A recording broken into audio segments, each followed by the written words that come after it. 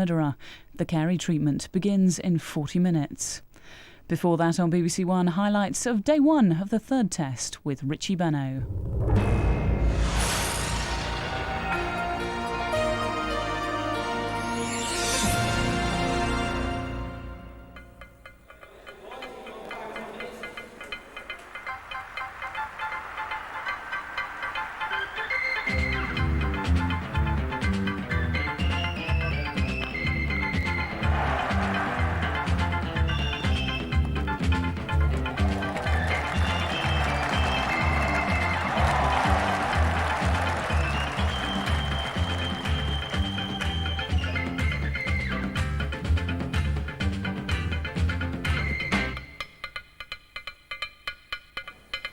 In this great sporting summer, we've seen glorious defeat for the English football team in Euro 96 and heroics from Tim Henman at Wimbledon.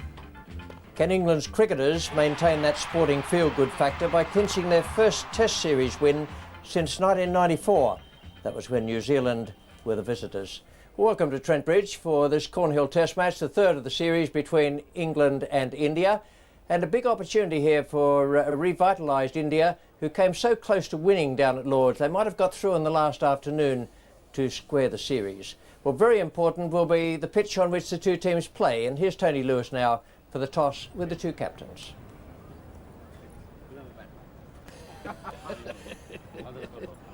Good morning, Azza. Morning. It was no sooner ahead than you leapt in and said we'll have a bat. Well, that's right. It's a very good batting cricket. I've played a couple of matches here. It's like a batting paradise. Hopefully, we try to get the advantage of the toss and get a big total and put the opposition under pressure. Now you've got a couple of spinners on your side, haven't you? Well, that's right. The wicket is very dry, and then we thought a spinner would be more essential than a medium pacer. No one's ever come back, having been one down in a series in this country, three-match series. Well, you can never say anything in this game of cricket. I will try our best. You'll always smile, won't you? Okay, yes, have to. Okay, thanks very much. Michael, good morning. Hi. Disappointed to lose the toss? Yeah, I don't seem to have much luck at the moment, but that's the way it goes. What about the team? We're going to play Mark Elam for Ronnie Irani. Ronnie's done really well for us, I think, in his two games, but traditionally this pitch is the flattest of the season, and we just feel that we need a fifth bowler here if we're going to win the match, and that's obviously what we're looking to do. And trying to grab some of the conditions, I suppose there's a crosswind, but it's a bit of a gale, isn't it? It's a bit blustery. Hopefully the wind will settle down. Hopefully the rain will stay away as well, and we can get a full day in. And you hope to win the series, of course. Yeah, we're one up, but we've gone into this game with a positive lineup. We want to try and win the series 2-0 rather than just hang in there. Good, thank you. Thank you. Just confirming those two teams, England with Atherton as the skipper, Stewart in the side because Knight wasn't fully fit, Hussain, Thorpe, Hick and Mark Elam making his debut. Good cricketer, good all-round player, and he has already played limited overs internationals and hopefully will do well here. Russell, Lewis, Cork, Patel, Min Patel, the left-arm spinner from Kent, comes into the side. He played at Edgbaston also, and Mullally, the left-armer. Salisbury's gone back to Sussex, and the Indian side, Rathore, Mongia, Ganguly, Tendulkar, Azharuddin, Dravid, Manjrekar, Kumble, Srinath Prasad and Venkarapati Raju. Now here's Geoffrey Boycott with his pitch report. Well, we've got a typical Trent Bridge pitch here, no grass at all, flat, and I can tell you underneath it's really hard. I'm not sure how flat it is. I wouldn't say it's spirit level flat. The cutters have just got a few undulations, but because there's no grass around, it really is hard, no dampness. You'd want to bat first. I think there'll be a bit in it early on for the seamers, seam up, but I can't see where it's going to turn unduly, even over 6 days. There'll have to be a lot of sunshine to dry this pitch out, and really all it does then, when the sunshine comes out, it makes it slower and flatter and better still for batting. So all in all, you'd have to win the toss and bat like India have done. Now the umpires for this game, George Sharp is making his debut in Test cricket, and KT Francis from Sri Lanka will be the international umpire. The third umpire is David Constant, match referee is Cami Smith, and to confirm also that India won the toss and are batting. We join play now with the third ball of the third over. Rathore is the man taking strike, Chris Lewis is the bowler, and 2 runs are on the board.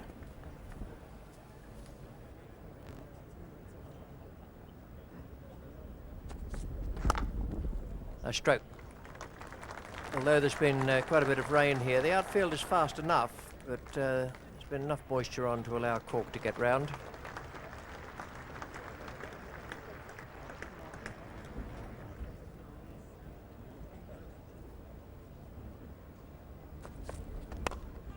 Well bowled. He's got away with it off the thick inside edge, but that was all but through there. Yes, it was a very circumspect forward shot, but at least it went down. He just stopped his shot in time. The rain is coming down out there at the moment. The two umpires will take a good look at it. Umpire George Sharp has a decision to make very early in his Test career. And umpire K.T. Francis will be donning a cap or a hat in a moment. Well, he's given him, and it's come off either the shoulder of the bat or the finger. I'd say probably the right hand, and low down. Just flicked the right glove, I think, on the way through to wicketkeeper Jack Russell. Straightforward enough catch. Well, he really didn't make any effort to play at it properly. He just sort of felt his way and it flicked the glove. It's one of those decisions that you feel you've been strangled out by the bowler.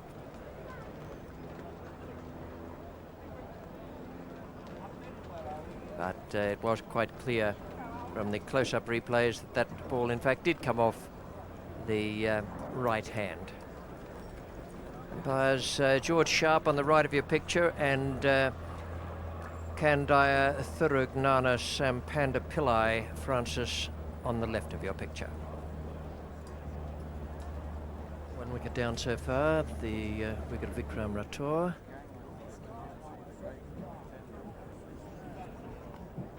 All along the ground. Yes, Dominic Cork threw his hands up, thinking it just might have gone off the edge a little bit, which it did, but I think it went more off bat than the edge. All along the ground, square past gully. Didn't go in the air.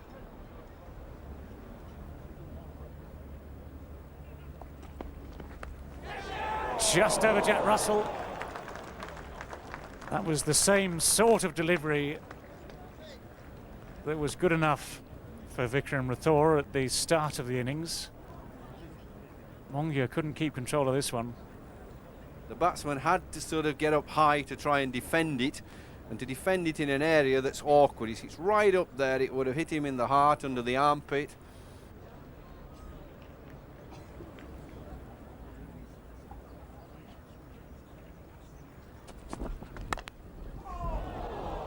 And this one coming off a thickish outside edge from Nayan Mongia. Luckily for him, finding the gap between the two gullies and into the fence for 4. Not in total control of that shot.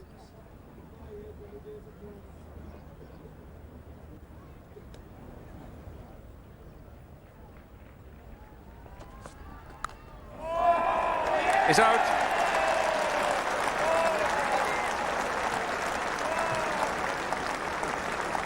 Mongia goes 33 for 2.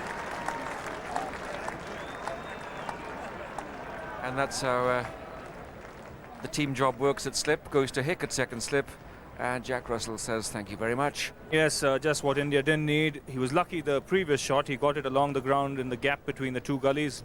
Not this time. Again, you see his feet long away from his body, the bat, and getting the outside edge. Hick, of all people, missing it on the first occasion, but Jack Russell making no mistake. 33, and it's not quite the start that India would have wanted, having won the toss. Opening batsmen out for 4 and 9, respectively. And so much, as ever, rests on the shoulders of this little man, Sachin Tendulkar.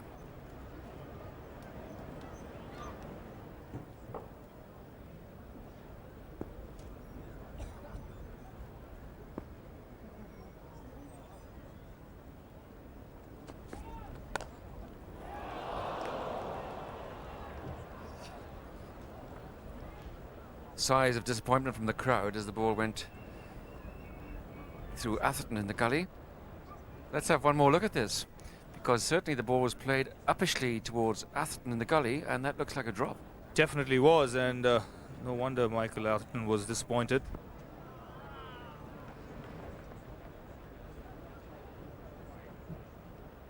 Good half century by the young man. Good solid effort.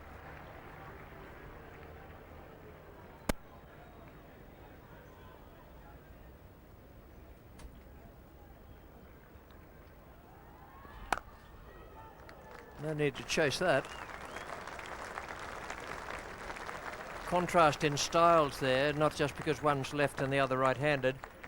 Ganguly to bring up his 50, a wonderfully timed stroke. This was a thrash and beautifully placed.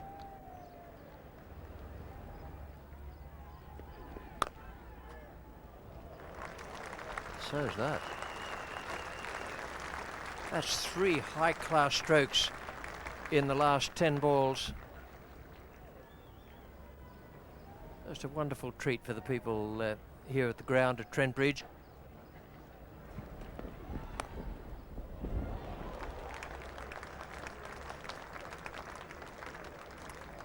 Well, that wasn't so beautiful. That was a model victory for the bowler.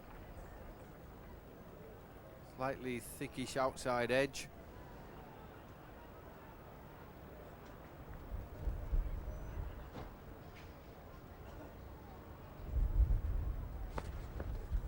He bowls more balls like that, then he's going to get wickets. That was an absolute beauty.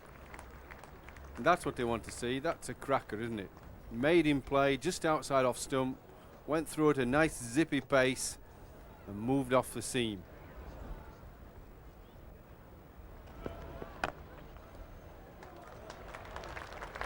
We'll give you an idea of the pace of the outfield now. Tendulkar didn't quite time that perfectly.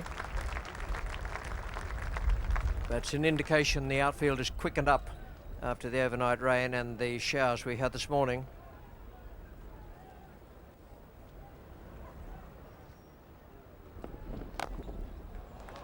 Two lovely strokes. The first one not quite timed perfectly, but played with a very straight bat. And that one to bring up Tendulkar's half-century.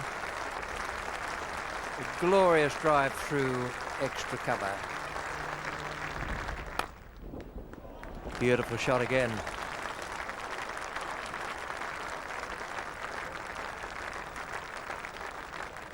Yes, if I was the Indian captain, I should nip upstairs quickly and find out what he had for lunch and serve it to Tendulkar quite often.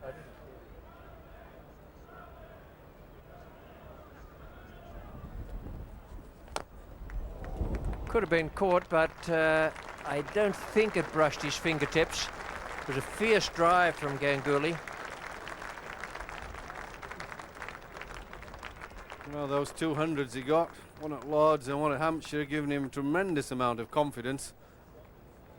Just gets down the pitch, gets to the ball and just gives it an almighty smack. Doesn't seem to mind it going in the air, he just hits it that hard.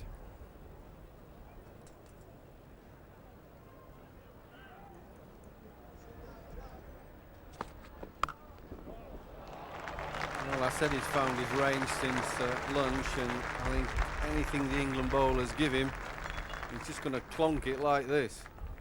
Just stand there and deliver it.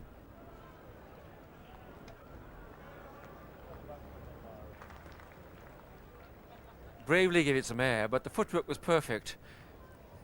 Ganguly drags this back shoulder into the shot. Extra bump with the bottom hand, but it was beautifully played. Splendid timing.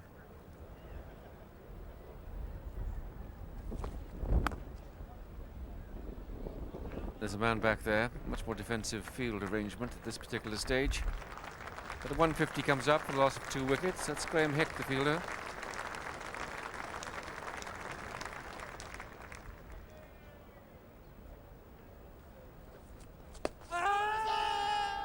Well, there's a big appeal.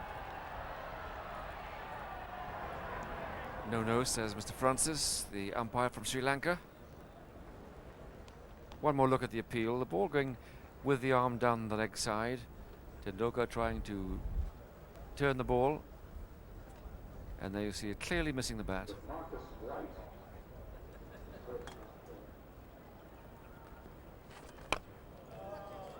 Well, lovely shot by Tendulkar. Few paces down the pitch and just sort of wafted the magic wand. Well, he's not going to allow the bowler to dictate terms, deciding to come down the track there, not quite to the pitch of the ball, and that's why he ended up dragging it.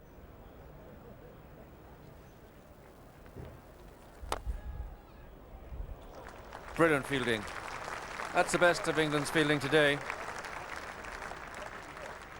This was really smashed by Tendulkar, but look how quick Nasser Hussain gets down there, and in one action throws it back to the bowler. Terrific stuff.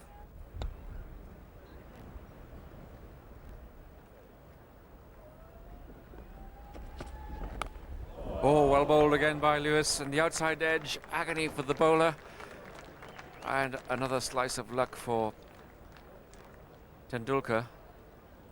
Well, there is no second slip. And that's the area where Tendulkar got this ball to go. It's rather surprising because the conditions are overcast now. The sun isn't out.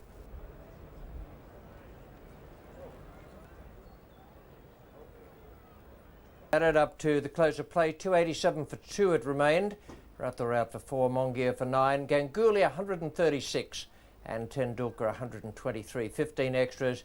And that is a great performance from the Indians after they won the toss and batted on this excellent strip. The bowling figures for England, they all worked very, very hard today. Only the 2 wickets there, one for Lewis and one for Cork. Mullally bowled pretty well. Elam, 12 overs for 35, playing in his first test match. Patel turned the ball a little, but had 67 taken from 16 overs. Perhaps not quite what Michael Atherton had in mind. And Hick and Thorpe bowled just 5 overs between them.